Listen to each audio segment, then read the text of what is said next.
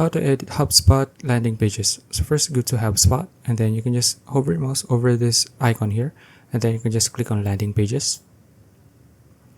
From there you can just select one of your landing pages, so I'll just open mine. Now next, from here you can either add things here from this option here. As you can see, there are a lot of options that you can add to your landing page here.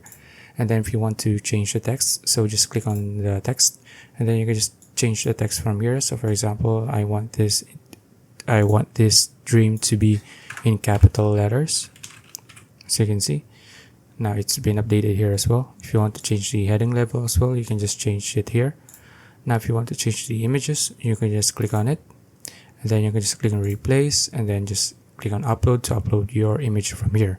Okay, now you can do pretty much anything here in this editor here. You can change the images here as well, and then you can see the options here to add anything to this page. Okay, so there you go. You can just edit it however you want, and you're done.